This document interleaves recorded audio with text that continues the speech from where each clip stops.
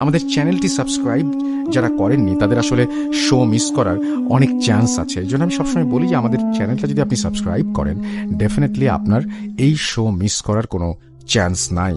2016 সাল, তখন আমি ক্লাস 4-এ পড়ি। আমার বাবা একজন সরকারি চাকরিজীবী হওয়ায় বাবার সাথে আমাদেরও বদলি হয়ে নানান জেলাতে বাসা ভাড়া নিয়ে থাকতে হতো। বেশ ভালোই কাটছিল আমার শৈশবের দিনগুলো। হঠাৎ একদিন বাবার ডাক আসে সরকার থেকে। সরকারি কাজে বাবার বিদেশ যেতে হবে। আসলে এটি ছিল বিদেশে একটি কোম্পানির চাকরি, যা পাওয়ার জন্য বাবা চেষ্টা করছিলেন এবং পেয়েও যান। সেখানে বাবাকে সরকারিভাবে পাঠানো হবে 4 বছরের জন্য। বেশ ভালো বেতন, তাই বাবা সেখানে যেতে চান। বাবা আমাদের গ্রামের বাড়িতে একটি বাসা ভাড়া নিয়ে থাকতে বলে, কারণ এখানে আমরা নতুন, তেমন কিছু ভালোভাবে চিনি না। আর গ্রামের বাড়ির আশেপাশে থাকলে আমরা সেখানে দাদু ও নানু বাড়ির সাহায্য পাব। যেমন ভাবা তেমন কাজ। পুরো বিষয়টি আমরা আমার নানু ও দাদু বাড়িতে জানাই। আমার ভেবে খুব আনন্দ হচ্ছিল যে আমরা দাদু বা নানু বাড়ির কাছেই থাকব। এমনি এক রাতে আমার ছোট নানি স্বপ্ন দেখে। স্বপ্নটি ছিল খানিকটা এমন: বাড়ি ভাড়া নেয়ার জন্য বাড়ি খুঁজতে খুঁজতে তিনি একটি বাড়ির সন্ধান পান। সেখানে গিয়ে তিনি দেখতে পান বেশ সুন্দর একটা বাড়ি, চারিদিকে বেশ সুন্দর পরিবেশ। বাড়িটির ভেতরে গিয়ে তিনি দেখেন 3টি রুম আছে এবং প্রত্যেকটি রুমে কবরের লাশ নিয়ে যাওয়া একটি করে খাটলি পাতা রয়েছে। তার পাশে আগরবাতি জ্বালানো আছে এবং কাফনের কাপড় প্রস্তুত করা আছে। মনে হচ্ছে বস্তুগুলো কারো মৃত্যুর জন্যই অপেক্ষা করছে। এরপর তার ঘুম ভেঙে যায়। তিনি এই স্বপ্ন খুব একটা আমলে নেননি, কিন্তু তিনি পরপর বেশ কিছুদিন একই স্বপ্ন দেখতে লাগলেন। তাও তিনি তেমন কিছু মনে করলেন না। এরপরেই ঘটে মর্মান্তিক ঘটনা। আমার বড় বাবা আপন চাচা ছিলেন একজন ব্যবসায়ী। তিনি তার কাজের জন্য অনেক রাতে বাড়ি ফিরতেন। সেরকম এক রাত ছিল সেদিন। চাচা বাড়ি ফিরে হাত মুখ ধুয়ে চাচির সাথে খেতে বসেন। খাওয়া দাওয়া শেষ করে ঘুমোতে যান তারা। চাচি ঘুমিয়ে পড়েন, কিন্তু চাচার মন কেমন অস্থির অস্থির করছিল। তিনি স্থির থাকতে পারছিলেন না। তার বুকে ব্যথা শুরু হয়। তিনি ভাবেন গ্যাসের জন্য বুক হয়তো ব্যথা করছে। তিনি বিছানা থেকে উঠে ঔষধ খান। আবার তিনি বিছানাতে শুয়ে পড়েন, কিন্তু তার ব্যথা যেন থামছেই না। এক পর্যায়ে তিনি বুকে হাত দিয়ে কাতরাতে থাকেন। পাশে শুয়ে থাকা চাচির ঘুম ভাঙলে তিনি চাচাকে এমন অবস্থার কারণ কি জানতে চাইলে চাচা বলেন, আমাকে বাঁচাও, আমি আর সহ্য করতে পারছি না। আমার বুকে কেউ যেন হাতুড়ি ঢুকিয়ে দিয়েছে এবং সবকিছু টিপে ধরে রেখেছে। বুকের ভেতর সবকিছু যেন ছিঁড়ে যাচ্ছে। চাচি পাশের বাড়িতে সাহায্য চাইতে যায় এবং ফিরে এসে দেখে চাচার চেহারায় এক মারাত্মক ভয়, এবং সেই ভয় নিয়ে এই পৃথিবীর মায়া ত্যাগ করেছেন তিনি। পুরো বাড়িতে কান্নার রোল পড়ে যায়। আগেই বলেছি বাবার সাথে আমরাও অন্য জায়গায় থাকতাম, তাই খবর পেয়ে সেখান থেকে ছুটে আসি চাচার বাড়িতে, কষ্ট আপনজনের সাথে ভাগাভাগি করে নিতে। সবাই ভাবছিল চাচা হার্ট অ্যাটাক করে মারা গিয়েছেন, কিন্তু তখন কেই বা জানতো তার মৃত্যুর আড়ালে এত বড় রহস্য লুকিয়ে আছে। আবার সবকিছু স্বাভাবিক হতে শুরু করে। বাবার ছুটি শেষ হবার কারণে আমরাও ফেরত আসি। কিছুদিন বেশ ভালোই কাটতে থাকে আমাদের। চাচার মৃত্যুর 17 দিন পর ঘটে আরেকটি রক্তহীন করা ঘটনা। আমার নানুদের মধ্যে যিনি সবচাইতে বড়, তার একটি ছেলে ছিল, তার নাম সোহেল। বেশ পরিশ্রমী ছেলে ছিল সোহেল। ছিল কেন বলছি তা নিশ্চয়ই আন্দাজ করতে পারছেন। হ্যাঁ, সোহেল মারা গিয়েছে। চাচার মৃত্যুর পর ছোট রানী আবার সেই একই রকম স্বপ্ন দেখেন, কিন্তু এবার বাড়িটিতে 3টি ঘরের বদলে 2টি ঘর এবং 2টি ঘরে 2টি খাটলি, আগরপাতি, কাফনের কাপড় সব আগের মতোই সাজিয়ে রাখা হয়েছে। ছোট রানী তেমন কিছুই বুঝতে পারছিলেন না। স্বপ্নের ব্যাখ্যাও তিনি বের করতে পারছিলেন না। যাই হোক, সোহেল সেদিন তার সব কাজ শেষ করে এসে তার মাকে বলে, মা, আমার শরীরটা খুব খারাপ লাগছে, তুমি ভাত রান্না করো, আমি ডাক্তার দেখিয়ে আসি, এসে ভাত খাবো। এরপর সোহেল ডাক্তার দেখাতে যায় হাসপাতালে। এর পরেরটুকু শুনুন প্রত্যক্ষদর্শীর ভাষায়, যারা ওই হাসপাতালে অবস্থান করছিল। ছেলেটি হাসপাতালে আসার পর থেকেই কেমন অদ্ভুত আচরণ করছিল। দেয়ালে মাথা লাগিয়ে বাড়ি মারছিল। আমরা ওকে শান্ত করার চেষ্টা করি, কিন্তু কোনোভাবেই ওকে থামিয়ে রাখতে পারছিলাম না। একসময় ও নিজেকে ছাড়িয়ে নিয়ে মাটির ওপর চরম কষ্ট নিয়ে দাপাদাপি শুরু করে। কখনো নিজের হাত ধরে, কখনো পা, কখনো মাথা দাপাদাপি করতে থাকে। ওকে দেখে মনে হচ্ছিল ও খুব কষ্ট পাচ্ছে। একসময় সবকিছু শান্ত হয়ে যায়। আমরা ওকে তুলে নিয়ে যাই ডাক্তারের কাছে, কিন্তু আমাদের সকলদের অবাক করে দিয়ে ডাক্তার ওকে মৃত ঘোষণা করে। কোনো একভাবে সোহেলের বাড়ির লোক ব্যাপারটি জানতে পারে। সোহেলের লাশ বাড়িতে আনা হয়। কি করুণ অবস্থা হয়েছে তার চেহারার। কপাল ফেটে রক্ত বেরিয়ে গেছে, পুরো শরীরে ছোপ ছোপ দাগ, যেন তাকে পিটিয়ে মারা হয়েছে। কিন্তু তার বাড়ির সব লোকেরা ব্যাপারটি স্বাভাবিকভাবে নিল।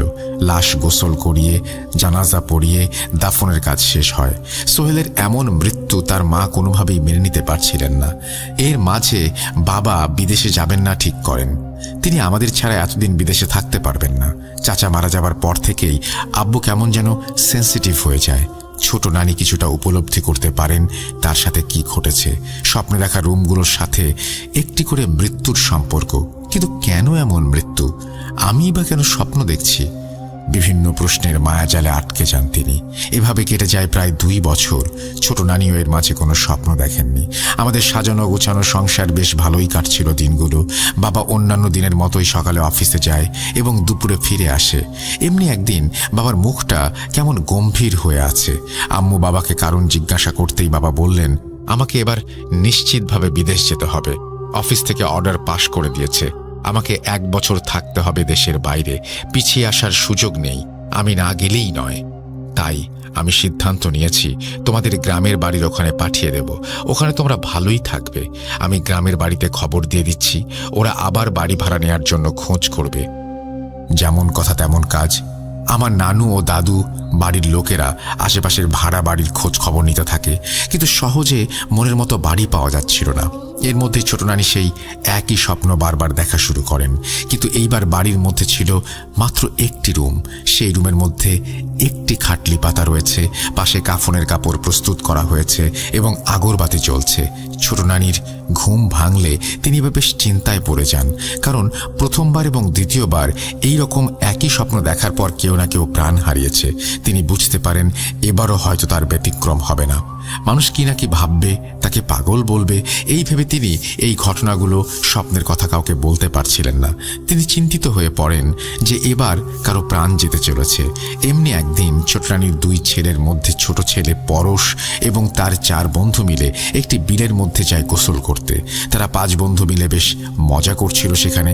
কথায় কথায় পরশ এবং অন্যান্য বন্ধুরা বাজি ধরে যে সে নির্দিষ্ট দূরত্বের একটি বাঁশকে দুজনের মধ্যে কে আগে গিয়ে ধরতে পারে। যেমন ভাবা তেমন কাজ। এখানে বলে রাখা ভালো, পরশ বেশ ভালোই সাঁতার জানত। ওরা দুজন প্রতিযোগিতা শুরু করলে পরশ বেশ খানিকটা এগিয়ে যায়। প্রায় অর্ধেকের বেশি যাওয়ার পর পরশ তার পায়ে হ্যাঁচকা টান অনুভব করে এবং প্রায় সাথে সাথেই একটি মাত্র চিৎকার দিয়ে পানি নিচে তলিয়ে যায়। প্রথমে তার বন্ধুরা ভাবে পরশ হয়তো মজা করছে ভয় দেখানোর জন্য, কিন্তু যখন পরশ 2-3 মিনিট পেরিয়ে গেলেও পানির উপরে ওঠে না, তখন সবাই ভয় পায় এবং পরশকে খুঁজতে থাকে। কেউ তাকে খুঁজে পায় না। পরশের পরিবারে ব্যাপারটি জানানো হলে তারা ফায়ার সার্ভিসের ডুবুরি দল নিয়ে আসে। ডুবুরি খুঁজতে শুরু করে, কিন্তু তাকে খুঁজে পাওয়া যাচ্ছিল না। পানি অস্বচ্ছ ছিল। পানি নিচে ডুবুরিটা দেখতে সমস্যা বোধ করছিল। আবার অন্ধকার হয়ে আসছিল, কারণ দুপুরের এই ঘটনা ঘটার পর থেকে সন্ধ্যা ঘনিয়ে এসেছে। ডুবুরিরা শেষ একবার চেষ্টা করবে বলে ঠিক করে। তারা এবার একটি মরদেহ খুঁজে পায়, যেটি ছিল পরশের। যেখানে পরশ ডুবে গিয়েছিল তার 5 থেকে 6 হাত দূরে লাশটি পাওয়া যায়। লাশটি বসা অবস্থাতে মাটির সাথে লেগেছিল।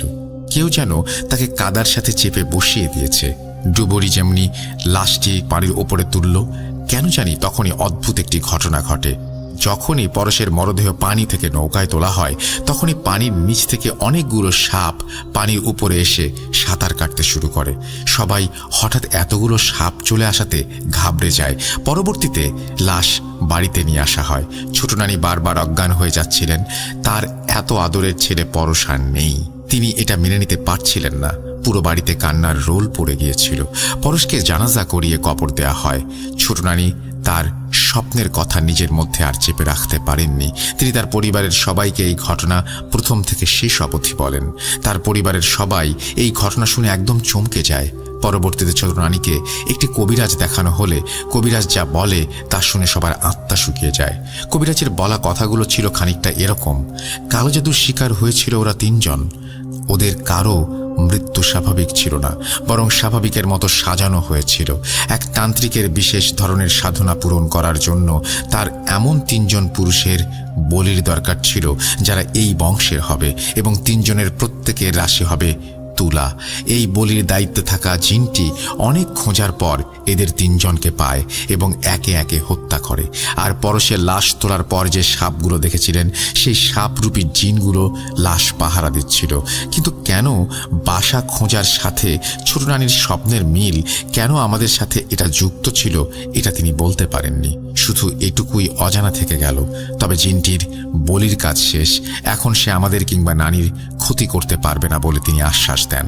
পরিশেষে বলতে চাই, দয়া করে কেউ কালো জাদু করবেন না, কারণ এটা যার সাথে বা যার ওপর করা হয় তার পরিণাম কতটা মারাত্মক সেটা শুধু সেই বুঝতে পারে।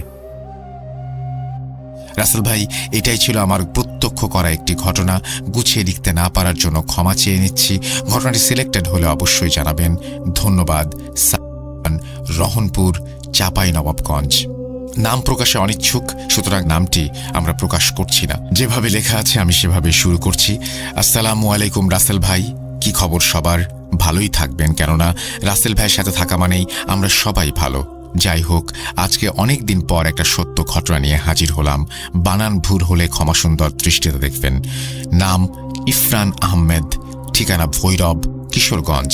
তারপরে তিনি তার ফোন নাম্বার শেয়ার করেছেন এবং আমি সেইটা শেয়ার করছি না, সরাসরি চলে যাচ্ছি ঘটনায়। এই ঘটনাটা আমার এক ফেসবুক ফ্রেন্ডের কাছ থেকে কালেক্ট করা। এটি ঘটেছে চট্টগ্রাম থেকে কক্সবাজার আসার সময়। একজন ট্রাক ড্রাইভারের সাথে ঘটে যাওয়া ঘটনা। ট্রাক ড্রাইভারের ভাষায় বলছি। কক্সবাজার থেকে মাল নামাতে নামাতে প্রায় বিকেল হয়ে গেল। 10টার মধ্যে কক্সবাজার পৌঁছাতে হবে, তাই দেরি না করে হেল্পারকে বললাম, গাড়ি সব ঠিক আছে তো? ছেলেটা বলল, জি ভাই, সব ঠিক আছে। রওনা দিলাম। মাগরিবের আজান দিল। ছেলেটা বলল, ভাই চলেন চা খাই। নামলাম চা খেতে, আর সেটাই মনে হয় বড় ভুল ছিল। চা খেতে যে বাজারে নামলাম, সেই বাজার থেকে 2 মিনিট দূরে যেয়ে একটা সিগারেট ধরালাম। তখনই পাঞ্জাবি পর একটা লোক এসে বলল, ভাই এটা কি আপনার গাড়ি? হ্যাঁ। একটা উপকার করবেন প্লিজ। কি ট্রিপ আছে নাকি? না মানে আমরা যাব, ওইখানে নামিয়ে দেবেন, যা টাকা লাগে দিব। আমি রাজি হলাম। 5 মিনিট পর দেখি তারা 3 জন সাথে একটা খাটিয়া সহ লাশ নিয়ে আসছে। তখন বললাম, ভাই এটা লাশের গাড়ি না, তাছাড়া মালিক শুনলে প্রবলেম হবে, অন্য ব্যবস্থা করেন আপনারা, আমি লাশ নেব না। অনেক রিকোয়েস্ট করছে। এর মধ্যে হেল্পার বলল, ভাই মালিক জানবে না, আমরা টাকাটা ভাগাভাগি করে নেব, নেন, 2 ঘন্টা লাগবে, যাওয়ার সময় তো পড়বে বাজারটা, নামিয়ে দেব নে। পরে রাজি হলাম। বললাম, কোনো ঝামেলা নেই তো? ওরা বলল, আরে না। আচ্ছা ওঠেন। তারা 3 জন লাশের সাথে আমরা 2 জন, মোট 5 জন নিয়ে গাড়ি ছাড়লাম। সবাই জানেন লাশের গাড়ি চলতে চায় না। 30 মিনিট চলার পর বিরক্ত লাগলো। বললাম, ধুর কি যে নিলাম, গাড়ি চলে না।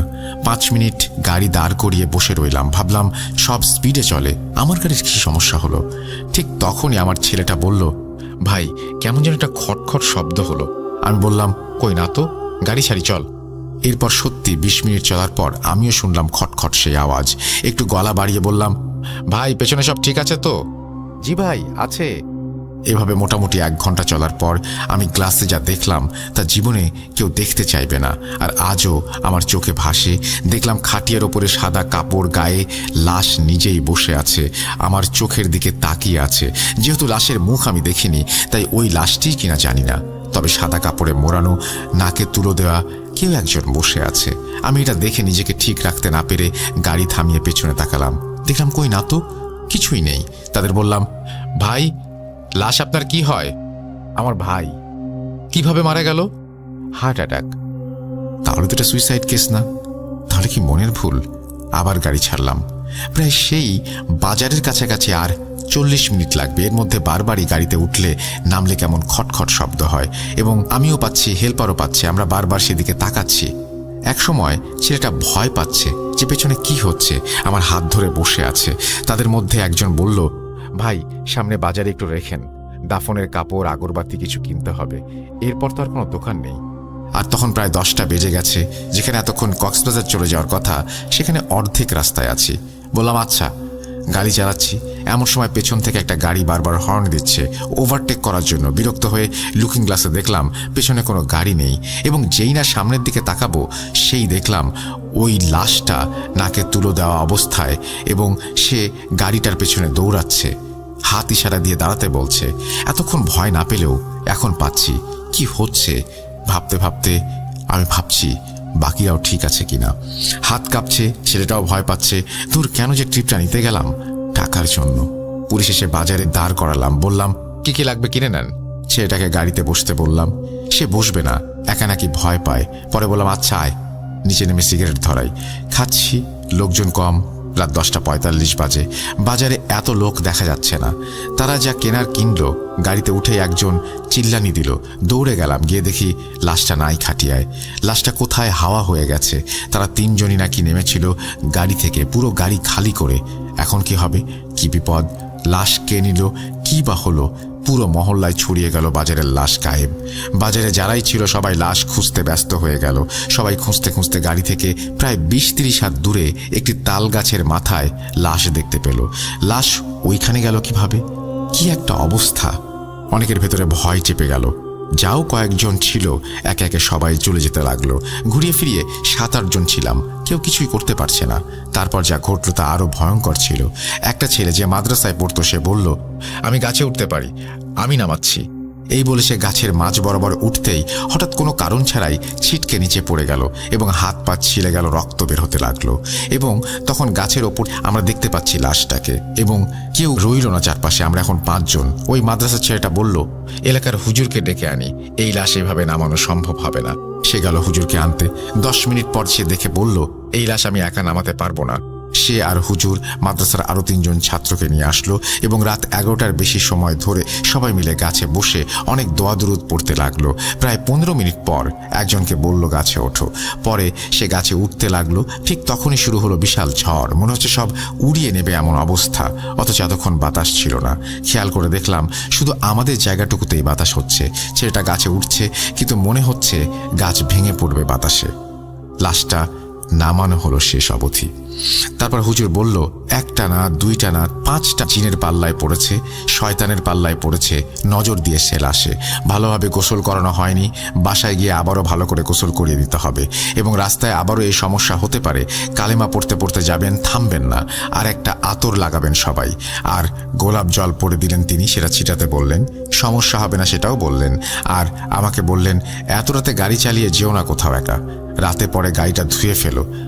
আমার হেল্পার সেন্স আসলো, তাকেও পানি পড়া দিল, আর বলল, রাস্তায় কিছু হলে ভয় পেও না, আল্লাহকে স্মরণ করো। বিসমিল্লাহ বলে আবারও গাড়ি ছাড়লাম।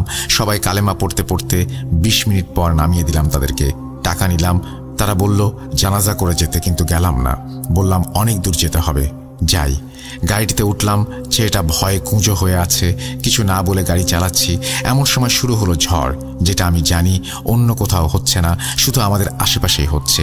গাড়ি উল্টিয়ে ফেলবে এমন অবস্থা। গাড়ি না থামিয়ে চালাচ্ছি। গাড়ির পেছনে ধুম ধুম ধুম ধুম শব্দ হচ্ছে। কয়েকজন লোক বুট জুতা পায়ে গাড়িতে উঠে লাফাচ্ছে। আমি আল্লাহর নাম স্মরণ করে এভাবেই পৌঁছালাম। গাড়ি রেখে বাসায় গেলাম, গোসল করে খেয়ে শুয়ে পড়লাম। পরদিন হেল্পার এলো না। গেলাম ওর বাসায়, দেখলাম খুব জ্বর। আমি সুস্থ ছিলাম। পরে গাড়ি না নিয়ে আমার বাসায় আসলাম। এসে শুয়েছি, ক্লান্ত লাগছিল। সেই শোয়াতেই 12 দিন পর উঠলাম, কারণ আমারও জ্বর ছিল, শরীরে ব্যথা ছিল। প্রায় 1 মাস পর গাড়ি নিয়ে বের হয়েছি। সেই গাড়ি না, অন্য গাড়ি। কখনো রাতে ট্রিপ নেই না, এবং লাশ তো নেই না।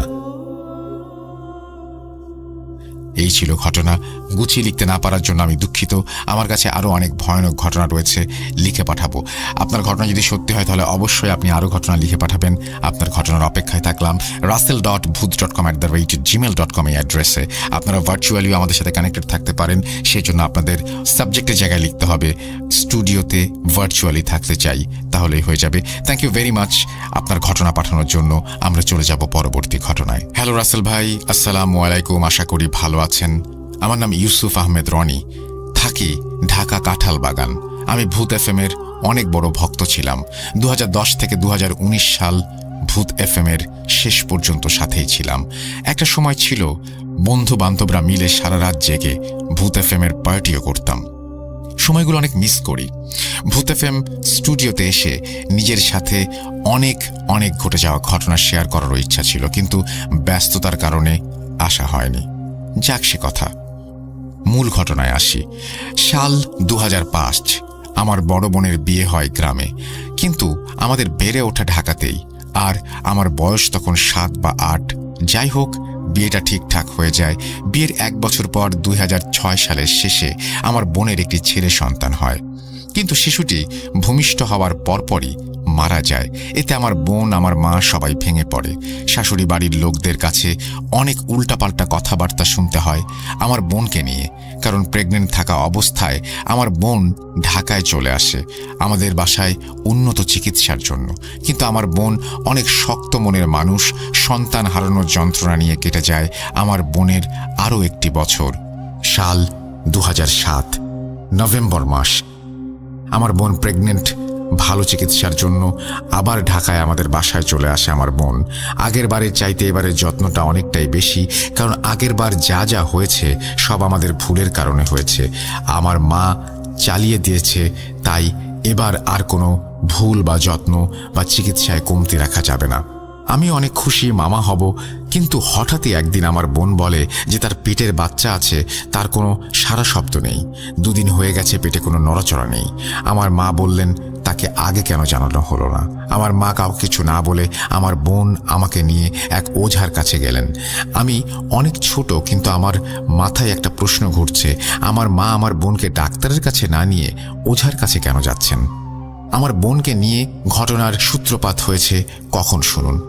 আমি যখন ওঝার বাসার গেটে ডান পাটা রাখি, তখনই ওঝা আমাকে দেখে চমকে গেলেন এবং আমার মাকে বললেন, ও কেমন আছে? মানে আমি কেমন আছি? আমার মনে কেমন একটা যেন খটকা লাগলো।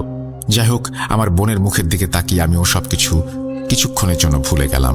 আর ওঝাকে দেখেও ওরকম মনে হয়নি যে আমরা টিভিতে বিভিন্ন হরর মুভিতে যেমন দেখেছি সেরকম। সবচেয়ে আশ্চর্যের বিষয় হলো, ওঝা আমার বোনকে দেখেই বলে উঠল, ওকে এখানে নিয়ে এসেছিস কেন? ওর পেটের বাচ্চা তো আর বেঁচে নেই। কথাটা শুনে আমার বোনের মাথায় আকাশ ভেঙে পড়ল। আমার মা চিন্তিত হয়ে যান, কাকে কিভাবে কি বলবে, বোনের শ্বশুর বাড়িতে খবরটা কিভাবে দেবে। এরপর ওঝা বলল, সব সমস্যা তোর এই ছেলের কারণে, তোর ছেলেকে দেখে রাখিস। এরপর আমাদের পানি পড়া দেন, শুধু আমরা সেটা নিয়ে চলে আসি। কিছুদিন যাবার পর আমি মাকে জিজ্ঞেস করি, ওঝা যে বলল সব সমস্যা আমার জন্য হয়েছে, আমি তো কোনো সমস্যার সম্মুখীন হইনি, কিন্তু ওঝা আমার দোষ কেন দিল? অনেকবার জিজ্ঞাসা করার পর মা বলতে বাধ্য হলো, সাল 1997। আমি তখন মার গর্ভে। আগেই বলে রাখি, আমার বাবা ছিলেন তখন একজন আনসার, রাতে বাসায় থাকতেন না। রাতে আমার মা, 2 ভাই এবং বড় বোনকে নিয়ে ঘুমতো আমার মা, আর আমি মায়ের গর্ভে। কোনো এক রাতে আমার মা ঘুমের ঘরে দেখছেন কে যেন আমার মাকে বলছে, তোর এই ছেলেটাকে আমায় দিয়ে দে। আমার মা ঘুমের মধ্যেই তার সাথে তর্ক করতে করতে জ্ঞান হারিয়ে ফেলে এবং সকালবেলা বাবা বাসায় আসে এবং রাতের ঘটনা খুলে বলে, কিন্তু বাবা বিষয়টা সেরকম আমলে নেন না। কোনো রকম পানি পড়া খাইয়ে দিলেন মাকে। পরে আমার মায়ের কোনো সমস্যা হয়নি, কিন্তু আমার মা চিন্তায় পড়ে যায় যে এই যে পেটে তার ছেলে আছে না মেয়ে আছে, স্বপ্নে আসা এই লোক জানলো কিভাবে, এবং ছেলেই বা কেন চাইবে। আমার মা জানতেন না তার পেটে ছেলে আছে নাকি মেয়ে। তখন বাংলাদেশে এরকমভাবে জানার প্রচলনও ছিল না যে আগে থেকে সবকিছু জানা যাবে, ছেলে হবে না মেয়ে হবে। মানুষজন এরকম করতো না বেসিক্যালি। যাই হোক, একে একে দিন কেটে যায়, মা সবকিছু ভুলে গেল। আল্লাহর রহমতে আমার জন্ম হলো সুস্থ সবল। এরপর 2002 সালে আমার একটি ছোট বোন হলো। এখন শুনুন ওঝা আরও কি বলেছিলেন আমার মাকে। ওঝা বলেন, তোর এই ছেলেকে তোর কাছে কেউ কখনো তোর কাছে চেয়েছিল? মা তখন হ্যাঁ বলে। ওঝা বললেন, তুই তখন দিবি না বলে স্বপ্নে তার সাথে তর্ক করেছিলি? মা হ্যাঁ বলেন। আর এই না বলাটাই ছিল আমার বোনের জন্য কাল। এসব শোনার পর আমি ভীষণ চিন্তায় পড়ে গেলাম। যাক, আস্তে আস্তে দিন কেটে যাচ্ছে, সব ভুলতে শুরু করলাম। আমার বোনের 2008 সালে একটি মেয়ে হয় সুস্থ, কিন্তু আগের 2 সন্তানই ছিল, যেগুলো দুটোই মারা গিয়েছে। আবারও দিন যাচ্ছে দিনের মতোই, কিন্তু সামনে যে আমার বিপদ বাড়ছে তা আমার জানা ছিল না। এক রাতে আমি মায়ের সাথে ঘুমাচ্ছিলাম। মাঝরাতে আমার ঘুমটা হালকা হয়ে যায় একটি শব্দে। শব্দটা আসছিল আমার মাথা বরাবর দরজার ওপাশ থেকে। আগেই বলে রাখি, আমি আমার মায়ের সাথে ফ্লোরে ঘুমাতাম, পশ্চিম দিকে মাথা দিয়ে। যাই হোক, শব্দটা অচেনা একটা ভয়েস আমার নাম নিয়ে আমাকে ডাকছে, রনি। প্রথম ডাকে আমি ভয় পেয়ে যাই, দ্বিতীয় ডাকে রনি। আমি কম্বল পেঁচিয়ে ফেলি পুরো শরীরে। যেহেতু শীতের রাত ছিল, সেকেন্ডের মধ্যে আমি দেখার চেষ্টা করি বাইরে কে আছে। আমি কম্বল থেকে মাথা বের করে দরজার কাছে যে ফাঁকা জায়গাটা আছে সেখানে মাথা নিচু করে তাকিয়ে দেখলাম বাইরে অনেক আলো জ্বলছে। এবং তৃতীয় ডাক শোনার পর সাথে সাথে আমি চিৎকার দিয়ে উঠি, আমাকে ডাকছে, আমাকে ডাকছে, আমাকে ডাকছে। ঘরের সবার ঘুম ভেঙে যায়। মা, ভাইয়া, ভাবি সবাই জিজ্ঞেস করছে কে ডাকছে। আমি বললাম জানি না, বাইরে থেকে কে যেন আমাকে ডাকছে নাম ধরে। 3 তলা পুরো বাড়িতে কাউকে খুঁজে পায়নি আমার ভাই। সেই রাতে আমার মা আমাকে পানি পড়া খাইয়ে দেয়। এরপর থেকে আমি কখনো একা ঘুমাতে পারতাম না, কারণ দিন বা রাত যখনই হোক আমি ঘুমাতাম তখনই বোবায় ধরে ফেলতো, যাকে সায়েন্সের ভাষায় স্লিপিং প্যারালাইজড বলে। এমন চলে পুরো 8-9 মাস। এরপর আমাকে হুজুর দেখানো হয়। হুজুর আমাকে টানা 1 সপ্তাহ দেখেন, কিন্তু আমাকে কিছুই বলেন না। সবকিছু আমার বাবাকে বলে যেত এবং শেষের দিন আমাকে একটি তাবিজ দিয়ে যায়, কিন্তু তাবিজে কোনো কাজ হয়নি। এবং আমি দেখলাম আমাকে নিয়ে আমার মা অনেক টেনশন করছে। তাই কোনো সমস্যা হলেও এগুলো আমি আমার পরিবারের কাউকে বলি না। যেভাবে লেখা আছে সেভাবে পড়ছি। হ্যালো রাসেল ভাই, আমি ভূত.com এর নিয়মিত শ্রোতা। আমি ঘটনাটি পড়ে শোনাবার অনুরোধ করছি। ঘটনাটি সূত্রপাত 2019 সালে ঘটে। আমি যখন 10ম শ্রেণীতে পড়ি। এসএসসি পরীক্ষা শেষ হওয়ার পর আমিও আমার বন্ধু রাজীব ফরিদপুরের অচিনতলা নামক একটি জায়গায় যাই। সেখানে 200 বছরের চাইতেও পুরনো একটি বটগাছ রয়েছে। আমার বাসা ফরিদপুর হওয়ায় আমিও আমার বন্ধু রাজীব সাইকেল নিয়ে অচিনতলা গাছটির উদ্দেশ্যে রওনা করি। গাছটি দেখে আমরা অবাক হয়ে যাই, কারণ গাছটি ছিল খুবই বড় এবং গাছের ডালগুলো অনেক জায়গা নিয়ে ছড়িয়ে ছিটিয়ে ছিল। আমরা নিজেকে আর সামনে রাখতে পারলাম না। ছবি তোলার জন্য গাছটির কিছুটা উপরে উঠে পড়লাম। সেখানে দেখতে পেলাম কিছু খুচরো টাকা পয়সা, কানের দুল ইত্যাদি রাখা আছে। বলে রাখা ভালো, গ্রামের মানুষ তাদের কোনো সমস্যা সমাধানের জন্য গাছের উদ্দেশ্যে মানত করে। সেই মানত পূরণ হলে গাছের একটি স্থানে টাকা দিয়ে যায়। আমরা সেখানে দেখতে পেলাম একটি সোনার কানের দুল। আমি তখন বেশি কিছু না ভেবে কানের দুলটি বাসায় নিয়ে যাওয়ার জন্য পকেটে রাখলাম। তার কিছুক্ষণ পরেই গাছটির পাশ দিয়ে একটি বৃদ্ধ লোক যাচ্ছিল। সে আমাদের দেখে খুব রাগ প্রকাশ করলেন। আমরা জুতা পরে সেই গাছের ওপরে উঠেছি। আমরা তখন কোনোভাবে তাড়াহুড়ো করে বাড়ির দিকে রওনা দিলাম। বাড়ি ফিরে ওই কানের দুলটি একটি ডায়েরিতে রেখে দেই। সেদিন রাতে আমি স্বপ্ন দেখি কেউ আমাকে জোর করে সেই অচিন গাছে ফাঁসি দেওয়ার চেষ্টা করছে। আমি ব্যাপারটিকে তেমন গুরুত্ব দিলাম না, ভুলে গেলাম। এরপর আমি ধীরে ধীরে অসুস্থ হতে থাকি। অনেক ডাক্তার দেখিয়েও কোনো সমাধান পাই না। একদিন রাতে আমি স্বপ্নে দেখতে পাই একটি কালো ছায়া আমার সেই কানের দুলটি ফিরিয়ে দিতে বলছে। আমি তখন ব্যাপারটা কিছুটা আন্দাজ করতে পারি। আমি অসুস্থ থাকায় আমার বন্ধু রাজীবকে ডেকে সবটা খুলে বলি আর সেই কানের দুলটা সেখানে ফেরত দিয়ে আসতে বলি। রাজীব কানের দুলটি ফেরত দিয়ে আসলে কিছুদিন পর আমি ধীরে ধীরে সুস্থ হতে থাকি। সে সকল বাজে স্বপ্ন আমি আর দেখতে পাইনি। ঘটনাটি এখানে শেষ হলে ভালো হতো, কিন্তু এর 3 মাস পর আবার নতুন করে একটি ঘটনা ঘটে। তখন আমার বড় বোন কলেজে কিছুদিনের জন্য ছুটি থাকায় আমার বোন সীমা আর আমি আমাদের খালাবাড়িতে বেড়াতে যাই। আমার খালাবাড়ি যাওয়ার পর দিন রাত 12টা বা 12:30টার দিকে আমার বাবার মোবাইলে একটা কল আসে। কল রিসিভ করার পর বাবার মুখটা কেমন অন্ধকারে ছেয়ে যায়। আমি ব্যাপারটা জানতে চাইলে বাবা কিছু না বলে আমার কাকাকে আর আমার সাথে নিয়ে খালার বাসার দিকে রওনা দেয়। অনেক রাত হওয়ায় কোনো গাড়ি না পাওয়ায় বাবা পরিচিত একটি অটো ড্রাইভারকে কল করে আমাদেরকে নিয়ে যেতে বলে। খালার বাসাটায় যেতে 2 ঘন্টার মতো সময় লাগে। খালার বাড়ি পৌঁছানো অবধি আমি, বাবা আর কাকার মুখে শুধু দুশ্চিন্তা দেখতে পেলাম। খালার বাড়ি পৌঁছে দেখতে পেলাম খালা আর মা মিলে আমার বোনকে ধরে আছে।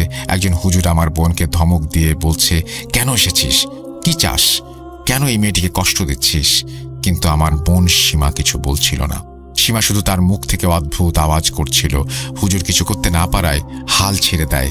আমি কিছু দোয়া পড়ে দিচ্ছি, রাতে আর কিছু হবে না, সকালে একটি বড় হুজুরের ঠিকানা দিয়ে যাচ্ছি, তার কাছে নিয়ে যান, এই বলে হুজুর রাতে চলে যায়।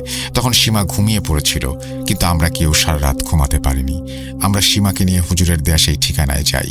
সেখানে যাওয়ার পর সীমার মধ্যে থাকা জিনকে হাজির করানো হয়।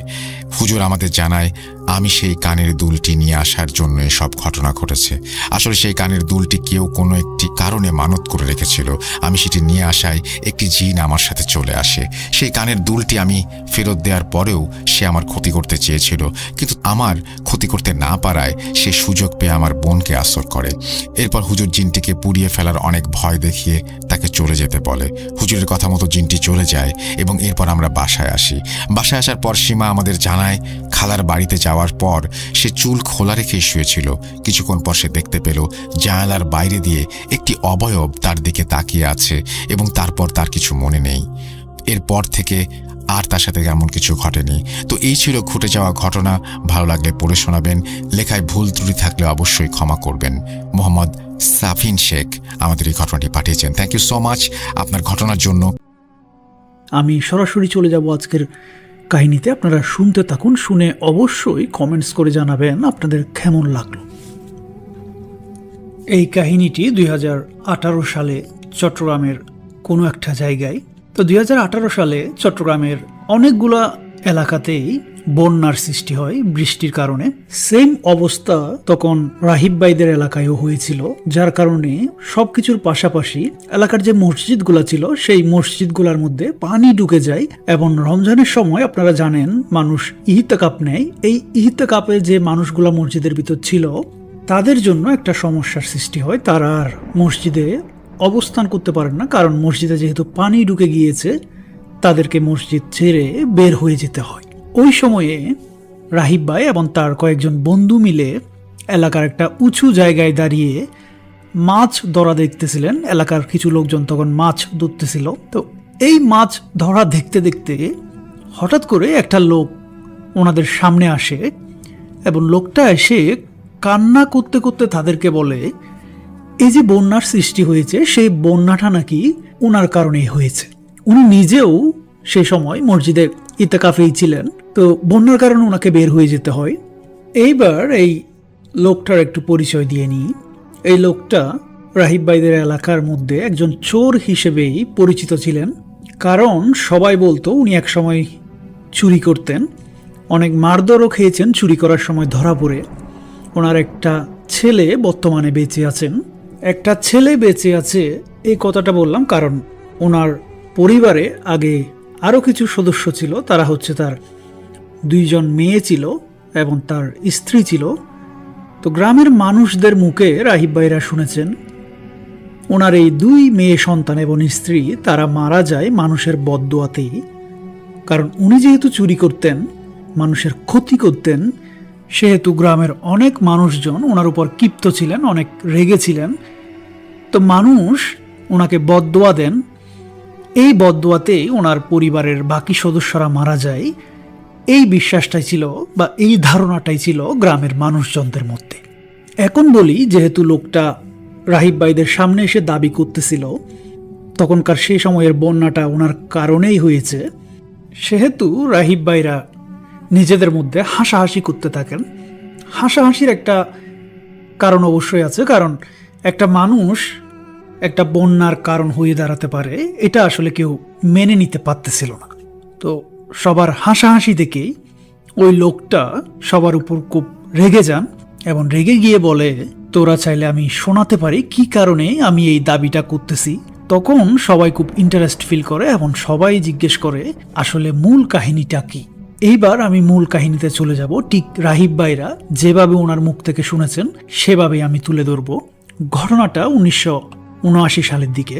তখন এই যে লোকটি যিনি চুরি করতেন, এই চোরটি এলাকার পরিচিত আরেকজন লোক, ওনার নাম হচ্ছে এনাম।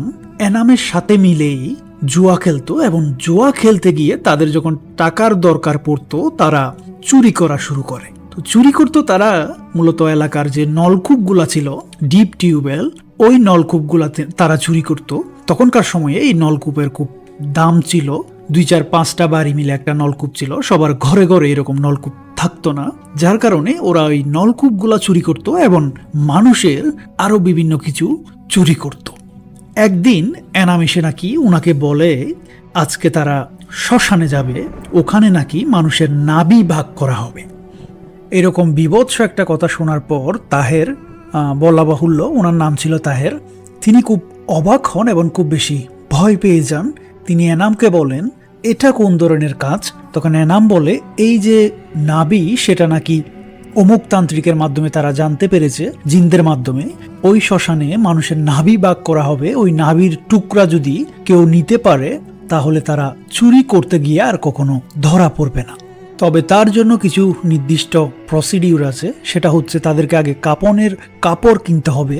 এই কাফনের কাপড় যে বাড়িতে চুরি করতে যাবে সেই বাড়ির ছাদের উপর রেখে সেই কাপড়ের উপর যখন ওই নাভির টুকরাটা রাখা হবে তখন নাকি ওই বাড়ির যত মানুষ থাকবে ঘুমন্ত অবস্থায় তারা অচেতনের মতোই ঘুমাতে থাকবে এবং তাদের ঘুম যতক্ষণ পর্যন্ত সকাল হবে না এর আগে ঘুম ভাঙবে না। তো আপনারা বুঝতেই পারতেছেন চোরদের জন্য এটা কত বড় সুবিধা হয়, এবং এই কাজ যদি করা যায় তাহলে তাদের চুরি করতে গিয়ে আর কোনো সমস্যা হবে না এবং ধরা পড়ারও কোনো সম্ভাবনা থাকবে না। এইসব কথা শোনার পর তাহের যদিও কিছুটা ইন্টারেস্ট ফিল করেছিল, কিন্তু শ্মশানের মধ্যে এত ভয়ঙ্কর একটা কাজ তারা করতে যাবে এই চিন্তা করে তাহের খুব ভয় পাচ্ছিল। এবং একটা সময় সে যখন না করে দেয়, এনাম তাকে বোঝানোর চেষ্টা করে সেখানে তান্ত্রিক নিজেই থাকবে এবং তাদের সাথে আরও অন্য মানুষজন থাকবে। তো একটা সময় তারা দুইজনেই সিদ্ধান্ত নেয় তারা সেদিন রাতে চলে যাবে শ্মশানের দিকে, এবং সিদ্ধান্ত অনুযায়ী রাত 12টার দিকে তারা সেই শ্মশানের উদ্দেশ্যে রওনা দেয়। এবং একটা সময় তারা সেখানে গিয়ে পৌঁছায়। পৌঁছানোর পর তারা দেখে আরও 2-3 জন মানুষ সেখানে ওয়েট করতেছে, যদিও বা তান্ত্রিক তখনও আসেনি। কিছুক্ষণের মধ্যে তান্ত্রিকও চলে আসে এবং আরও কয়েকজন লোকজন আসে। তো মূলত যেই লোকজনগুলা এসেছিল ওই জায়গায় তারা সবাই চোর ছিল, হয়তো এক এক এলাকার এক এক জায়গায় তারা চুরি করত। সবাই মিলে একটা রিচুয়াল একটা অংশ নেয়। এভাবে বেশ কিছুক্ষণ চলে যাওয়ার পর রাত যখন আরও গভীর হয়, তান্ত্রিক কিছু সাধনা করতে থাকেন। সেই সাধনা করতে করতে হঠাৎ তারা একটা জিনিস ফিল করে, সবাই ওখানে উপস্থিত যারা ছিল তারা দেখে দূর থেকে তুফানের মতো সাউন্ড করে কি একটা জিনিস শা শা করে আসতেছে। এবং কিছুক্ষণের মধ্যে তারা জিনিসটাকে নিজ চোখে দেখতে পায়। সেটা হচ্ছে প্রায় লম্বা 7 ফিট 8 ফিটের মতো একটা মানুষ আকৃতির অবয়ব, দেখতে নিজ কালো, একদম কুচকুচে কালো, খুবই বিভৎস এবং ভয়ঙ্কর রূপী একটা জিন তাদের সামনে হাজির হয়। ওই জিনটার হাতেই ছিল মানুষের নাভি, এবং সেই নাভিটা সে জিনটা এসেই সবাইকে ভাগ করে দিতে থাকে। তো সবাইকে ভাগের পাশাপাশি একটা সময় তাহের আর এনামকেও একটা ভাগ দেয়া হয়। তারা সেই ভাগ নিয়ে যখন চলে আসবে তখন ওই যে তান্ত্রিক সে একটা কথা তাদেরকে বলে দেয়, তোরা ঠিক আছে এখান থেকে ভাগ নিলি এবং তোরা এটা দিয়ে চুরি করতে পারবি, তবে একটা শর্ত আছে, সেটা হচ্ছে যতদিন বেঁচে থাকবি ততদিন প্রতি মাসে এই শ্মশানে এই চিতাটার পাশে একটা করে ভোগ দিতে হবে। ভোগ হচ্ছে মানে কোনো ধরনের একটা হাঁস মুরগি প্রতি মাসে তাদেরকে সেখানে এনে দিতে হবে ওই জিনটাকে সন্তুষ্ট রাখার জন্য। যদি কোনো কারণে সেই ভোগ দিতে মিস করে, ভোগ না দেয়া হয়, তাহলে সেই জিন অনেক বড় ক্ষতি করার সম্ভাবনা রাখে এবং খুব বেশি ভয়ঙ্কর হওয়াতে সেই জিন কার উপর কখন চড়াও হবে, কার কি ক্ষতি করবে সেটা কিন্তু ঠিক নাই। তো এভাবে সবাইকে সতর্ক করে দেন উপস্থিত যত চোর ছিল। ঠিক তেমনি তাহের আর এনামকেও করা হয়। তারা সব কিছু শুনে সেখান থেকে চলে আসেন। চলে আসার পর তারা তাদের এক্সপেরিমেন্ট মানে সেই যে নাভি এনেছিল সেটা দিয়ে তারা চুরি করা শুরু করে এবং আসলেই তারা ভালো ফল পেতে থাকে। কারণ ওই যে তান্ত্রিকের দেওয়া নির্দেশনা মতো তারা একটা কাফনের কাপড় জোগাড় করে সেই কাফনের কাপড়ের মধ্যে নাভিটা রেখে যখন কোনো বাড়ির ছাদের উপর রেখে দিত, সেই বাড়ির ভিতর তারা চুরি করতে ঢুকলেও অনেক সময় নাকি তারা অনেক জিনিসপত্র নাড়াচাড়া করতে গিয়ে অনেক বড় সাউন্ড হতো, অনেক ধরনের নয়েজ হতো, তারপরেও নাকি ঘুমন্ত মানুষেরা, বাড়ির ঘুমন্ত মানুষেরা কোনোভাবেই জেগে উঠত না। আরও একটা কথা আমি আপনাদেরকে বলতে ভুলে গিয়েছি, সেদিন তান্ত্রিক বলেছিল তোরা চুরি করবি ঠিক আছে, কিন্তু যেই বাড়িতে বাচ্চা আছে সেই বাড়িতে তোরা চুরি করবি না, কারণ এই যে নাভিটা এবং কাফনের কাপড় দিয়ে যে কাজটা করা হয় সেটা যে বাড়িতে বাচ্চা থাকবে সেই বাড়িতে অনেক সময় কাজ নাও করতে পারে, সেহেতু ধরা পড়ে যাওয়ার একটা সম্ভাবনা থাকে। তো তারা মূলত যত বাড়িতে চুরি করতে যেত সব সময় খবর নিত যে সে বাড়িতে কোনো বাচ্চা আছে কিনা। যদি বাচ্চা থাকতো তারা সেই বাড়িতে না যাওয়ার চেষ্টা করতো, আর বাচ্চা না থাকলে তারা সে বাড়িতে চুরি করত। এভাবে বছরের পর বছর যেতে থাকে, তারা তাদের এই নাভি আর কাফনের কাপড় দিয়ে তাদের চুরির ব্যবসা চালিয়ে যেতে থাকে, মানুষের ক্ষতি করতে থাকে দিনের পর দিন। গ্রামের লোকজন আসলে খুব অতিষ্ঠ হয়ে পড়ে তাদের চুরির অত্যাচারে, কিন্তু কোনোদিনও তাদেরকে ধরতে পারত না, কারণ তারা তাদের সেই গোপন নিয়ম মেনেই তারা কাজগুলা করত। যার কারণে গ্রামের লোকজন সকালবেলা ঘুম থেকে ওঠার পর দেখতো তাদের বাড়িতে চুরি হয়ে গিয়েছে, কিন্তু কে চুরি করেছে, কিভাবে চুরি হলো, কোনোভাবে কেউ কোনোদিন ধরতে পারত না। এর মধ্যে তাহেরের 2টা সন্তান হয়, পরিবারের সব কিছু ঠিকঠাকভাবেই চলতেছিল। যদিও তাহেরের বউ জানতো সে চুরি করত, কিন্তু কাউকে আসলে কিছু বলার মতো সেই সময়ে কোনো অবস্থা ছিল না। গ্রামের লোকজনও কিছুটা সন্দেহ করত, কিন্তু যেহেতু কারো কাছে কোনো প্রমাণ নেই সেহেতু তাহেরকে কেউ কোনো দিন বা এনামকে কেউ কোনো দিন চোর হিসেবে সাব্যস্ত করতে পারত না। এভাবে দিন যেতে যেতে একটা সময় কোরবানির একটা ঈদ চলে আসে, এবং কোরবানির ঈদে নাকি তাহেরের যে বড় ছেলে, সে বড় ছেলে তাকে আবদার করে কোরবানির গরু কেনার জন্য। তো কোরবানির যে গরু কিনতে হবে সেই গরু কেনার টাকা তাহেরের কাছে ছিল না, যার কারণে সে এনামের সাথে যখন কথাটা শেয়ার করে, এনাম তাকে বুদ্ধি দেয় একটা ধনী বা বিত্তবান পরিবারের সন্ধান সে পেয়েছে, সেই বাড়িতে যদি চুরি করা যায় তাহলে হয়তো অনেক টাকা পয়সা পাওয়া যাবে, যে টাকা পয়সা দিয়ে তারা কোরবানির গরু কিনতে পারবে। এই কথা শোনার পর তাহেরেরও লোভ পেয়ে বসে এবং তারা তাদের প্ল্যান করে ফেলে ওই বাড়িটাতে কখন তারা চুরি করবে। সেই সিদ্ধান্ত অনুযায়ী, সেই প্ল্যান মোতাবেক তারা ওই বাড়িতে চলে যায়। ওই বাড়িতে যাওয়ার পর তারা বুঝতে পারে আসলে ওই বাড়িটাতে ছোট বাচ্চা রয়েছে। তাদের কিন্তু মানা ছিল ছোট বাচ্চা যেখানে আছে সেখানে ওই চুরি না করার জন্য, এবং ওই সিস্টেম ফলো করে চুরি না করার জন্য, কারণ সেটা কাজ না হতে পারে, তান্ত্রিক আগেই বলে দিয়েছিল। কিন্তু তাদের মধ্যে যেহেতু লোভটা পেয়ে বসেছে, তারা সেই জিনিসটা পরোয়া না করেই সেই ধনী বাড়িটার মধ্যে চুরি করতে চলে যায়। তো তারা তাদের সিস্টেম মোতাবেক কাফনের কাপড়টা আর নাভিটা সেই বাড়ির ছাদের উপর রেখে বাড়ির টিন কেটে বাড়িটার ভিতর ঢুকে, এবং ঢুকে তারা প্রত্যেকটা রুম চেক করতে থাকে কোথায় তারা টাকা পয়সা পাবে বা কোথায় দামি জিনিসপত্রগুলো আছে। এভাবে খুঁজতে খুঁজতে একটা সময় তারা লক্ষ্য করে টাকা পয়সার যে আলমারিটা সেটা এমন একটা রুমে, যেই রুমের মধ্যেই বাচ্চাগুলা ঘুমাচ্ছে। তো তারা ওই রুমটার মধ্যে যখন ঢুকে তখন সামহাও ওই রুমে থাকা বাচ্চাটা কান্না করে ওঠে, এবং কান্না করার সাথে সাথে যেহেতু বাচ্চার মা পাশে ছিল, বাচ্চার মা জেগে যায়, এবং বাচ্চার মা জেগে যাওয়ার পর তাহের আর এনামের মধ্যে হঠাৎ করে এনাম লাফ দিয়ে উপরে উঠে যায়, এবং সে দ্রুত ছাদের সেই টিনের ফাঁক দিয়ে বের হয়ে যায়, কিন্তু তাহের কোনোভাবেই বের হতে পারে না। একটা সময় ওই বাচ্চার মা যখন তাহেরকে ঘরের মধ্যে দেখে ফেলে, সে চিৎকার চেঁচামেচি করে, এবং চিৎকার চেঁচামেচিতে বাড়ির অন্যান্য লোকজন সবাই চলে আসে এবং হাতে নাতে তাহেরকে ধরে ফেলা হয়। তো ধরার পর তাকে বেধড়ক মারধর করা হয়, গাছের সাথে বেঁধে তাকে মারধর করা হয়, এবং সকালবেলা গ্রামের অন্য মানুষজনদেরকেও খবর দেয়া হয়। সবাই এসে দেখে তাহের চুরি করতে গিয়ে ধরা পড়েছে। অনেকেই তাকে পুলিশের হাতে তুলে দেওয়ার জন্য বলে, কিন্তু গ্রামের অন্য মানুষজন বলে যেহেতু তার পরিবার আছে, তাকে পুলিশের হাতে না দিয়ে এলাকার যে মাতব্বর বা এলাকার যে সর্দার, ওনাকে যাতে ডাকা হয় এবং উনি যাতে একটা সালিশের ব্যবস্থা করে, সেভাবেই যাতে ওনাকে শাস্তি দেওয়া হয়। তো এলাকার যে মাতব্বর ছিল ওনার উপস্থিতিতেই একটা সালিশ বসানো হয় এবং সেখানে বিচার হয়।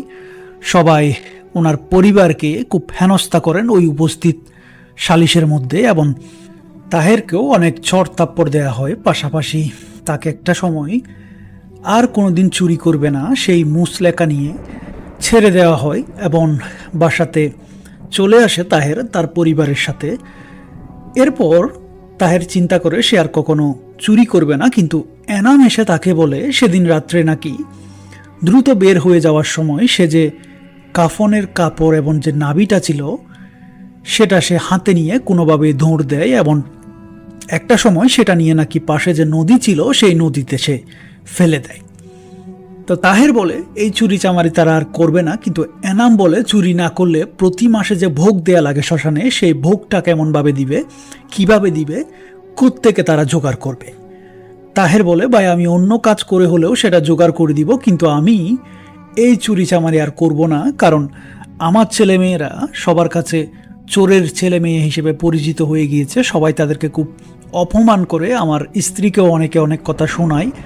পাড়াপড়শিদের মধ্যে যত মহিলা আছে তারা কেউ আমার স্ত্রীর সাথে কথা বলে না, আমার মেয়ের সাথে মিশে না, এরকম করে সব কিছু বলে।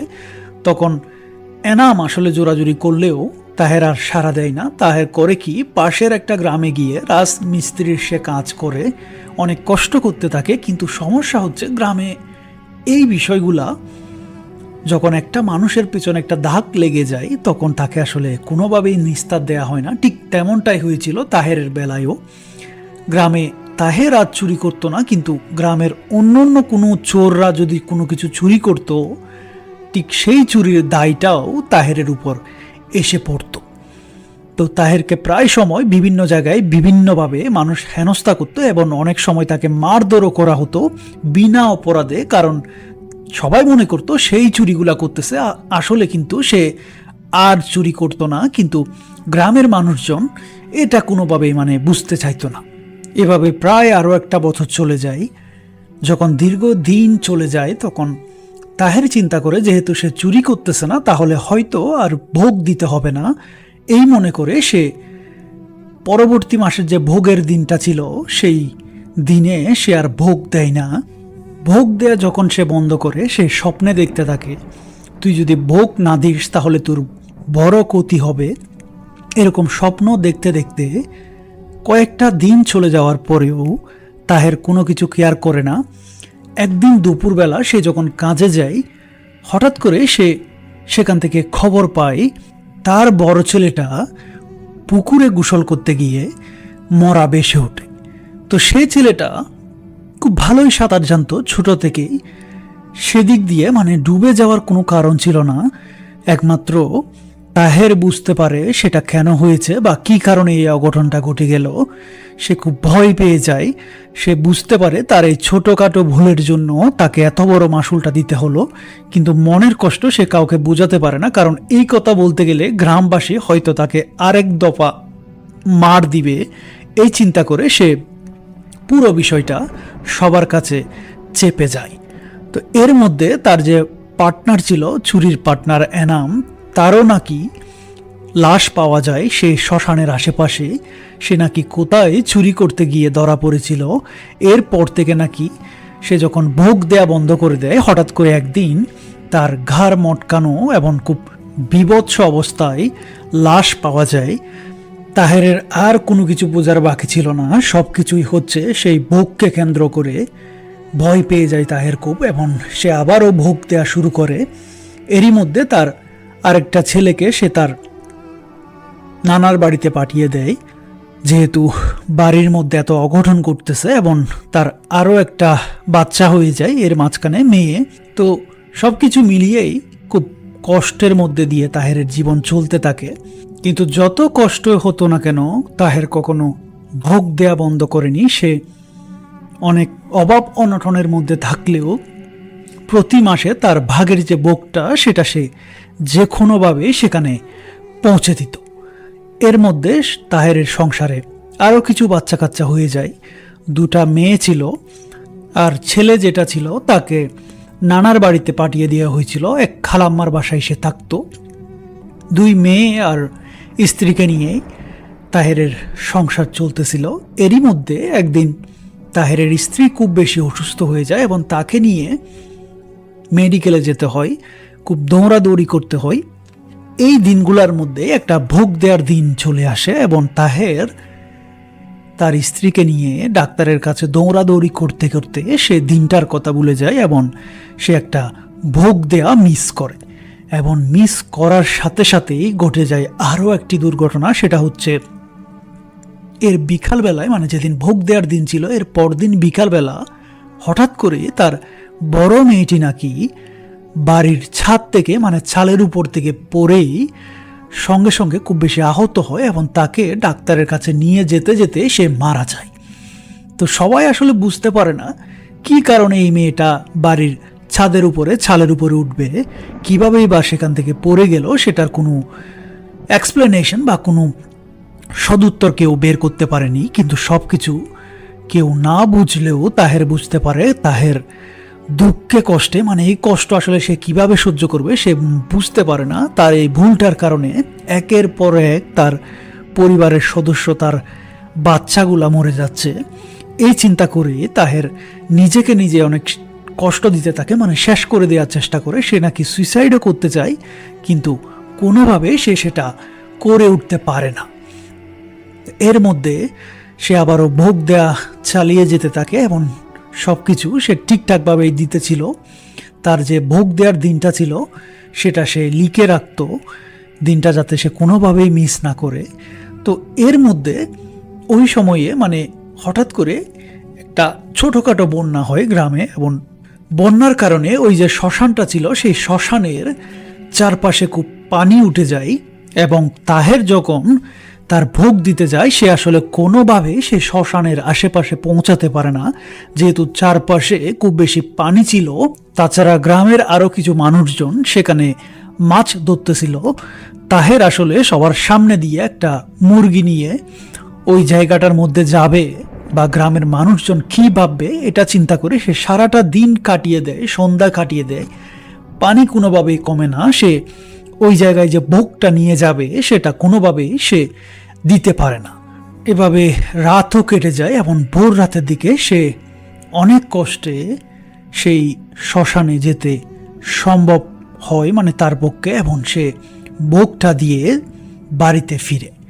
বাড়িতে ফেরার পর সে দেখে ততক্ষণে আরও একটি দুর্ঘটনা ঘটে গিয়েছে। সেটা হচ্ছে তার ছোট মেয়েটা নাকি হঠাৎ করে রাতের বেলা, ভোর রাতের দিকে ঘরের এই কোনায় ও কোনায় খুব ভয়ার্তভাবে তাকাতে থাকে এবং ছটফট করতে থাকে এবং একটা সময় খুব নিতর হয়ে যায়। ডাক্তারের কাছে নিয়ে যাওয়া হয়, কিন্তু নিয়ে যাওয়ার পরপরই ডাক্তার বলে মেয়েটার হার্ট অ্যাটাক হয়েছে এবং সে আর বেঁচে নেই। এই ঘটনার পর তাহেরের আসলে মানসিক অবস্থার কোন পর্যায়ে পৌঁছায় সেটা আপনারাই বুঝতে পারতেছেন। একটার পর একটা তার যখন বাচ্চা মারা যেতে থাকে সে খুব বেশি ভেঙে পড়ে এবং সে রাগ করেই চিন্তা করে, যেহেতু তার আর কেউ পরিবারের মধ্যে বেঁচে থাকতেছে না, সেহেতু সে আর ভোগ দিবে না। ভোগ দেওয়া বন্ধ করলে সে অনেক ধরনের ভয়ঙ্কর ভয়ঙ্কর স্বপ্ন সে আবারও দেখতে থাকে, কিন্তু সে আর পাত্তা দিত না। সে চিন্তা করত, যেহেতু এতগুলা বাচ্চা মারা গিয়েছে, এবার আমাকেও মেরে ফেলুক, আমি আর এগুলা কেয়ার করব না। তো তার যে ছোট ছেলেটা ছিল খালাম্মার বাড়িতে থাকতো, তাকে নিয়ে আসার চেষ্টা করে তাহেরের স্ত্রী, কিন্তু সে আনতে দেয় না। সে বলে বাচ্চা ওখানেই থাকুক, এখানেই সে সেফ থাকবে। এই বলে তাকে, তার স্ত্রীকে সে বুঝিয়ে ছোট ছেলেটাকে আনতে দেয় না। এবং তাহেরের স্ত্রী বছর খানেকের মধ্যে আবারও গর্ভবতী হন এবং একটা মেয়ে সন্তানের জন্ম দেয়। কিন্তু মেয়ে সন্তানের জন্ম দিলেও, জন্ম দেওয়ার ঠিক পরপর 2-1 ঘন্টার মধ্যেই সদ্য জন্ম নেওয়া বাচ্চাটা আবারও মারা যায়। এইবার বাচ্চা মারা যাওয়ার পর তাহেরের যে স্ত্রী ছিল তিনি আসলে আর শোক সহ্য করতে পারেননি। তিনিও ওই মুহূর্তে সঙ্গে সঙ্গে স্ট্রোক করে সেখানেই মারা যান। তাহেরের পরিবারে তার ছোট ছেলে ছাড়া আর কেউ বাকি রইল না। তাহের তার স্ত্রীকে কবর দিয়ে আসে, তার সদ্য জন্ম নেওয়া বাচ্চাটাকেও কবর দিয়ে আসে।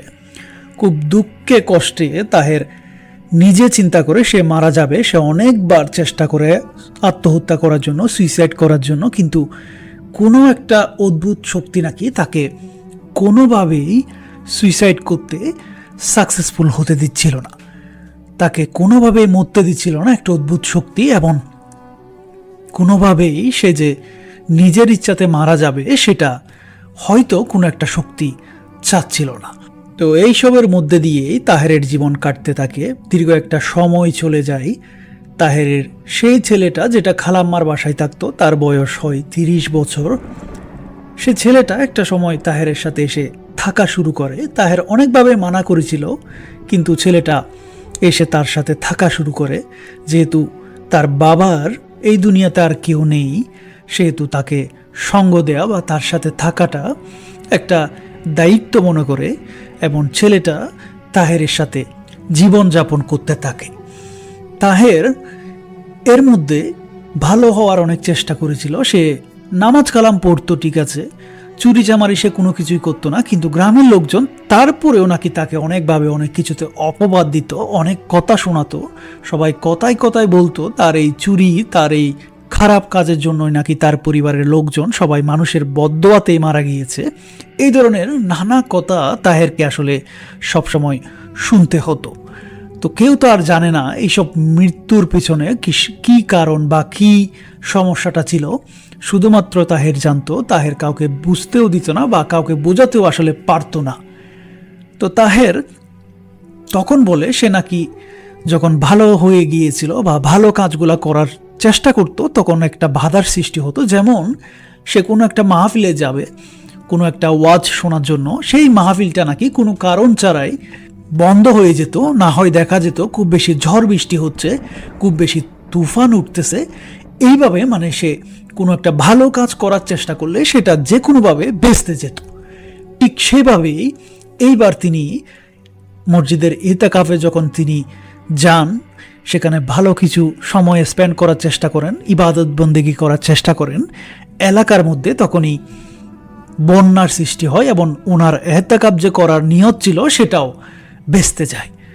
তো সেজন্যই তিনি মূলত কান্না করতে করতে সবাইকে বলেন, আমি ভালো কোনো কিছু করতে গেলে সেটা বেঁচতে যায় সবসময়, যার কারণে হয়তো এই যে এইবারের যে বন্যা, সেটা আমি ইতিকাফে যাওয়ার কারণেই এই বন্যার সম্মুখীন পুরো গ্রামবাসী হয়েছে। তো সবাই এই কাহিনীটা শোনার পর আসলে খুব বেশি অবাক হয়। যদিও এই বন্যা বা এই সমস্যা এটা হয়তো আল্লাহ তাআলার ইচ্ছা, এটা কোনো একটা মানুষ বা কোনো একটা জিনের দ্বারা সংগঠিত হওয়া সম্ভব না, কিন্তু তাহেরের জীবনের এত বড় একটা ট্র্যাজেডি সামান্য কিছু ভুলের জন্য সবাই শুনে খুব বেশি দুঃখিত হয়, সবাই আসলে খুব বেশি কষ্ট পায়, কিন্তু কিছু করারও ছিল না। কারণ তাহের যেটা ফেস করেছিল সেটা ছিল তার কর্মফল। সে যে ঘৃণ্য কাজগুলা করেছিল, মানুষের বাসায় বাসায় চুরি করা এবং শ্মশানে গিয়ে সেই কালো জাদুকরের হাত ধরে সে খারাপ প্রক্রিয়ার মধ্যে দিয়ে নাভি এনে বিভিন্ন ধরনের অপকর্মগুলা সে করেছিল, সেগুলার হয়তো পাপের যে ফলটা ছিল সেটা হয়তো সে ভোগ করেছে। এর মধ্যে নাকি তাহের অনেকবার সেই তান্ত্রিকের কাছে গিয়েছিল যে কোনোভাবে বোঝানোর জন্য এই যে জিনটাকে এত ক্ষতি করতেছিল তার, কিন্তু তান্ত্রিক বলে তোরা সেদিন ওয়াদাবদ্ধ হয়েছিলি জিনটার কাছে, এবং এই জিনগুলা নাকি খুবই পাগলাটে স্বভাবের হয়, খুবই বদমাইশ, এবং তারা নাকি কোনো একটা কিছুতে প্রতিজ্ঞাবদ্ধ হলে সেটার যদি কোনো অন্যতা হয় তাহলে তাদের ক্ষতি করে।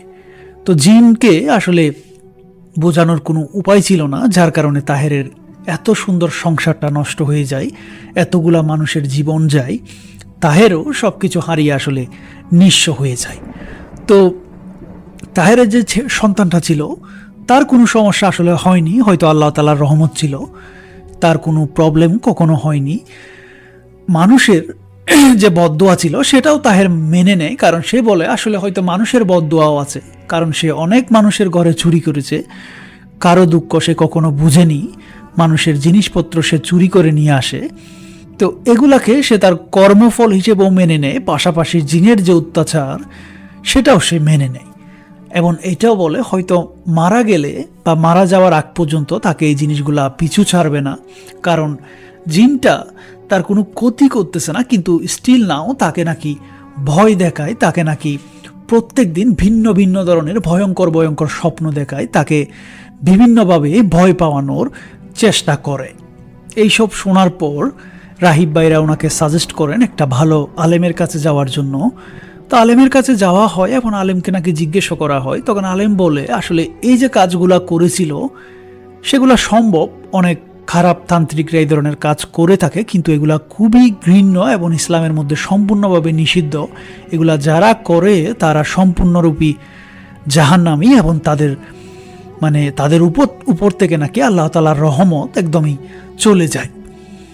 এটাই ছিল মূলত রাহিব ভাইয়ের নিজের মুখে শোনা সেই তাহের চোরের জীবনে ঘটা একটা বাস্তব অভিজ্ঞতা। আপনাদের কেমন লাগলো আপনারা অবশ্যই আমাকে কমেন্টস করে জানাবেন। ঈদ স্পেশাল এপিসোডে আমি এইটা সিলেক্ট করলাম কারণ আমার কাছে এই স্টোরিটা খুব বেশি অদ্ভুত এবং খুব বেশি মর্মান্তিক লেগেছে। অনেক ধরনের স্টোরি আমি শুনেছি, কিন্তু এই যে এতগুলা মানুষ মারা যেতে পারে সামান্য কিছু ভুলের জন্য, সামান্য কিছু ভোগের জন্য, সেটা আসলে আমার জানা ছিল না। যার জীবনে ঘটেছে, তাহেরের জীবনে, সে হয়তো জানে এটার দুঃখ কতটুকু বা কত কষ্ট সে ভোগ করেছে। আপনাদের সবাইকে আমাদের এতক্ষণ সাথে থাকার জন্য ধন্যবাদ জানাই। আমি আজকের মতো চলে যাব। আপনারা বেশি বেশি আমাদের চ্যানেলটি সাবস্ক্রাইব করুন এবং লাইক কমেন্টস করে আপনাদের মতামত জানান, সেই সাথে সম্ভব হলে অবশ্যই শেয়ার করে দিবেন।